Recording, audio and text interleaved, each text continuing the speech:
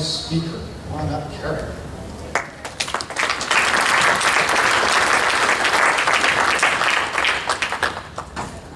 Good morning, everyone. Thank you for coming to this incredible event. I have known Nick for quite a few years. He's been a great mentor, teacher, and he sent me a list of incredible things that he's accomplished to make this easier for me, because I only have 30 seconds. So he grew up in Boston. He went to Duke University and studied engineering. He received the Ogilvy and Mather Clio Award. Then he went on to Oracle. He started with 500 employees and grew it to 10,000. He sold that company to Sun Microsystems, and he started investing in 1998. I'm reading this, so he has 10 exits to date, 3 IPOs, 3 acquisitions. Saba, Software, Salary.com, World Energy. He's on Dr. Oz's Health Corps board, and he's a current investor in BrainTap, and he's now the chairman and CEO of that incredible company. And I was recently in a car accident, and I've been using this technology, and it's been very helpful, because I had a very bad concussion. So I want Nick to come up now and tell us all about him.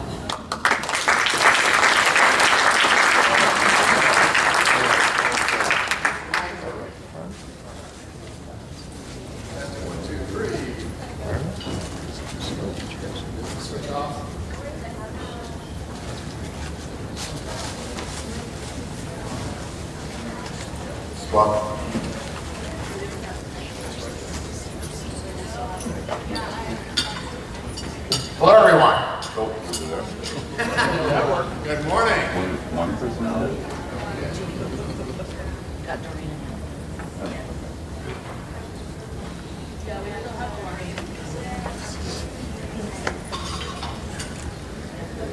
Thank you.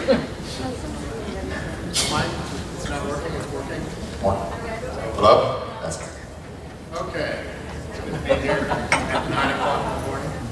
Good to see everyone awake. I'm curious the audience. I know we got a lot of entrepreneurs, so I'm going to start with the entrepreneurs. We hear it? Can everyone hear me? So entrepreneurs, great turnout, okay? How about investors, angel, VCs? Great. All the entrepreneurs, look at those people, you want to meet them. Anyway, it's a pleasure, and we're having now, how about now? Okay, perfect. I'll try that again. Anyway, it's a pleasure being here. I think one of the most favorite things that I get to do in my life is do a lot of keynote speeches because I've had so many people give me so much wisdom over my life, and it's always fun to pass it on. About 4 years ago, I joined Duke's board for the engineering school, and I got very involved with Duke in Silicon Valley. And the kids that are coming out of school today are just extraordinary. And they really have such a passion and a thirst to learn and grow. And so it's fun to see that. I've been involved with a lot of school systems. As Carrie mentioned, took Oracle from 500 to 10,000 people, reporting directly to Larry Ellison's executive team. And Oracle was not sold to Sun Microsystems. The company that I founded, Open Horizon, was sold to Sun Microsystems. Just a little clarification, if anyone's recording this, I didn't want to have Larry Ellison fall over in his grave. Especially since I was with Scott McNeely, who did found Sun Microsystems about 5 years ago, and he asked me how the heck I lasted for 6 years at Oracle. He lasted only 4 days, but anyway. On that note, what I like to do today, and I know I don't have a lot of time, but I've sat on both sides of the fence. I have been an entrepreneur many times over. My father and uncle came to this country, the typical $50 in a pocket thing, and built entrepreneurial companies. On the other side, I had the privilege, after many years at Oracle and selling a company, to go to the investment side. And so I, in 2004, was asked to keynote an entrepreneurial group, similar to this one, except it had about 1,000 people. And the question I was asked is, at that point, I had basically 5 investments, and 3 had done very, very well and been profitable. And what was I attributing that to? And so I started a theme which I'm going to share with you today, that has only grown over the years.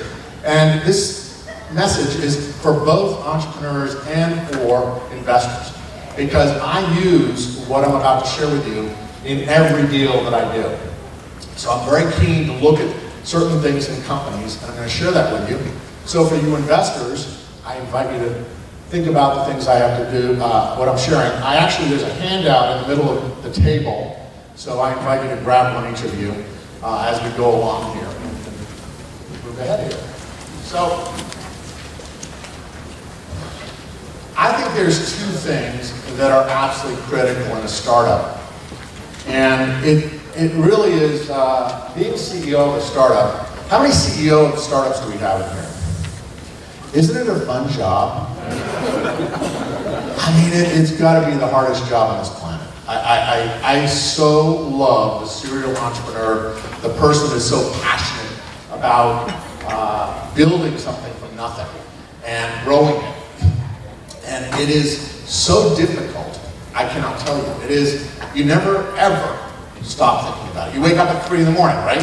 You're thinking about it. You're waking up on the weekends, you're thinking about it. Something happens. Something happened to me this week. Apple. I love Apple. I have a lot of Apple stuff. They came out with 13.1. They changed the audio substrate. I don't know how many people got affected by that, by the way.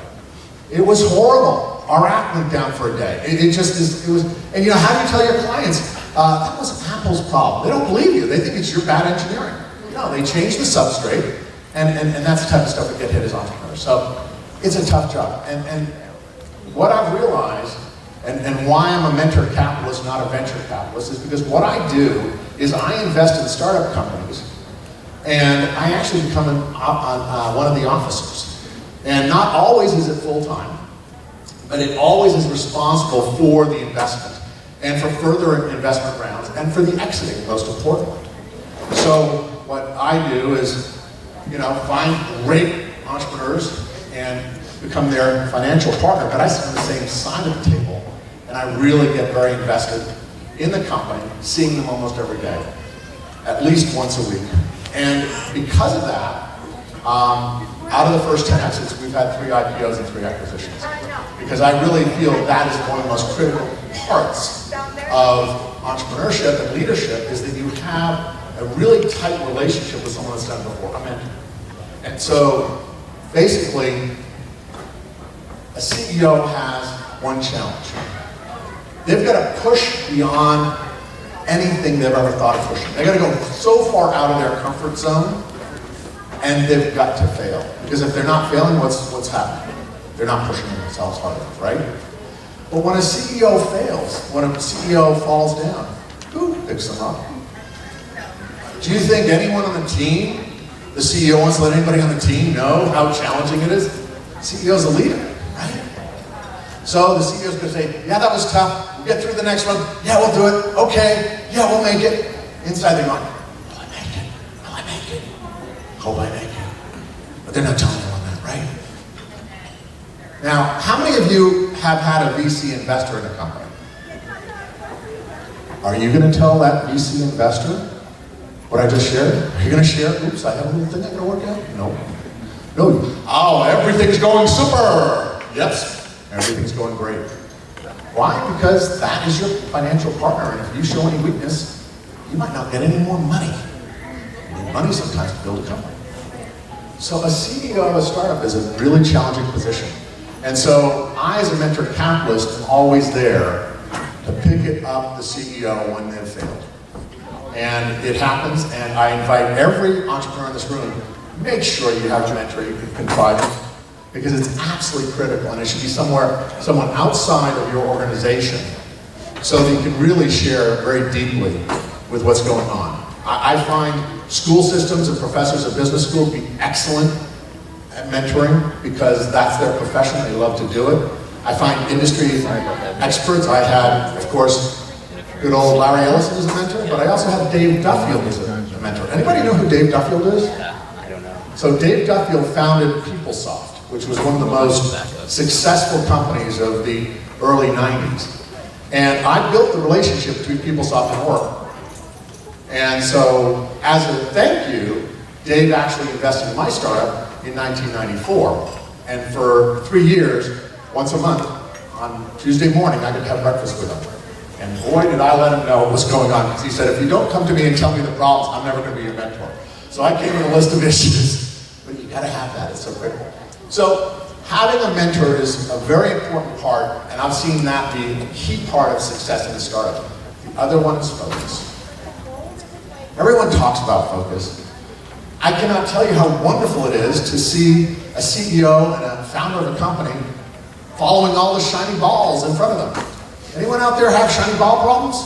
Like there's everything out there. It's like, oh, I can go there, I can go there, I can go there. Money, money, money, revenue, revenue.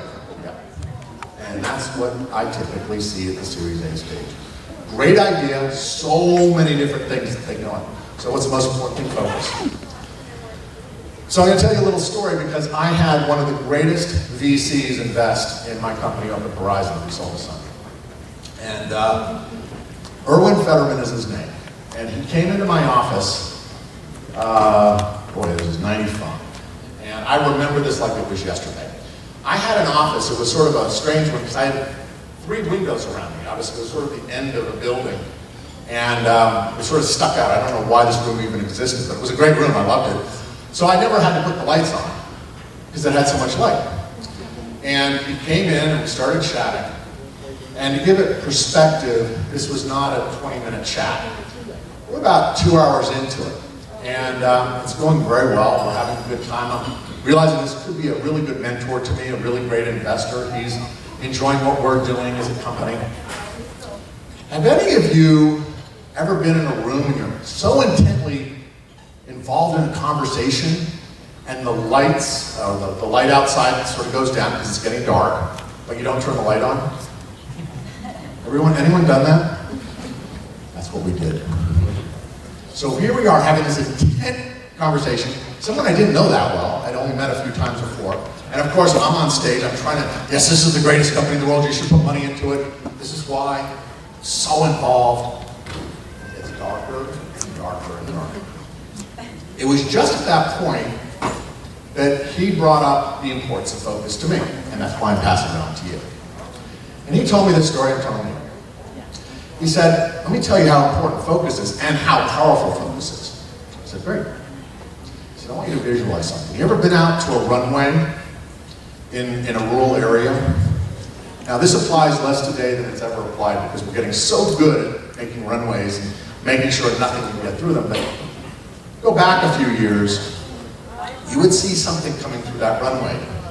It was amazing that a weed called a dandelion could actually get through 18 inches of concrete and asphalt and all sorts of other rebar and all that stuff. And that little darn weed would actually create huge havoc for runways.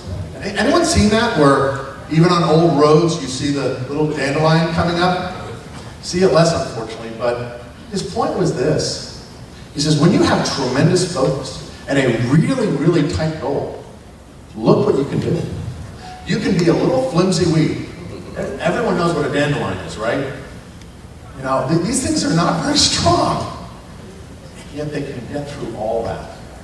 He says, that's the type of focus you have to have. And it was at that point that it was almost pitch dark in the room. So it was a very profound experience because I'm like looking at him saying, you know, he's telling me the story, I'm not going to interrupt him and turn the light on. I'm trying to listen. And it was just this profound evening, where this has never left my mind because that's the type of focus you have to have if you're starting a company.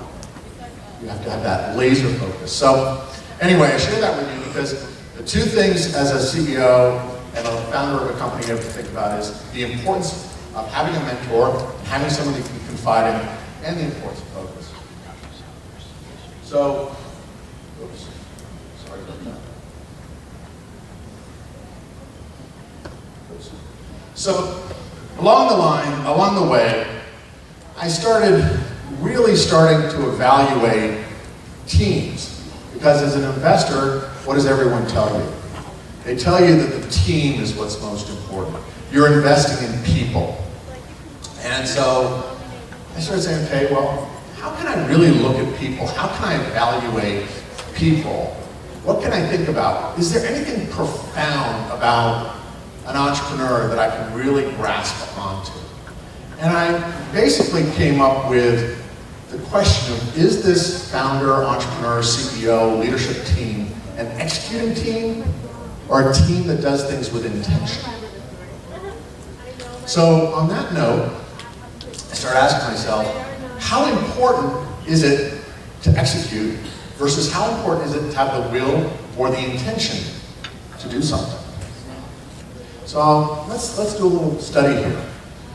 If we have to go from here to Monterey and go over to the Monterey Plaza, and we say there are only two forces that are going to get us there. One is the force of execution, the doing, and the other one is the force of intention, the will, the desire to do that.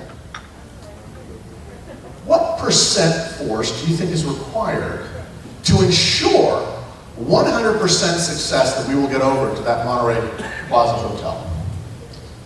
50% intention, 50% execution, 25% intention, 75% execution, 75% intention, 5% execution. Anyone want to shout it out what they think it is? What percentage? 10% attention. 90% attention. Someone else? 100% intention.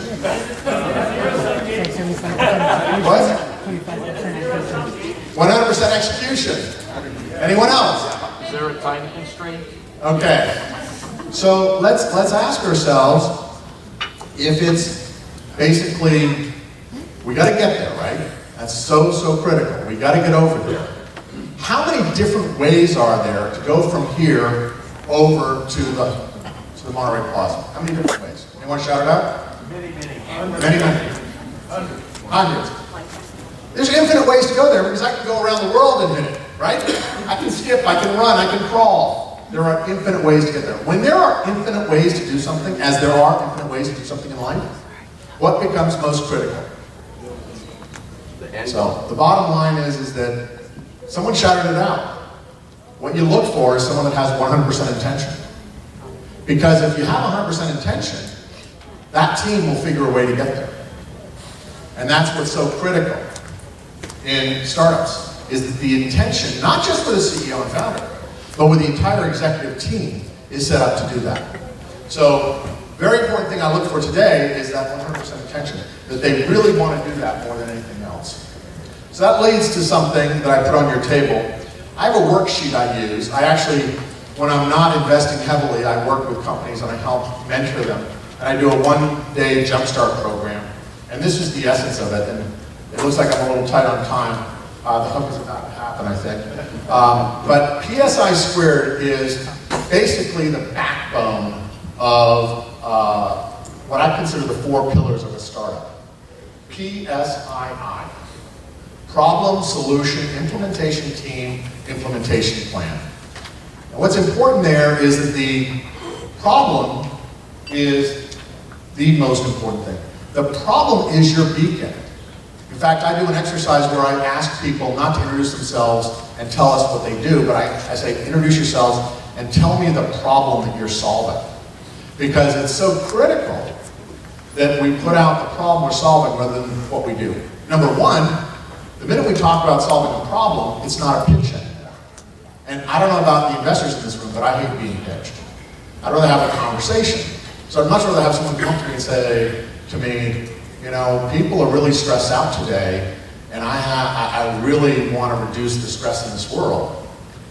And I have a solution for that. Rather than, I have a solution that's going to help you tremendously sleep and de-stress.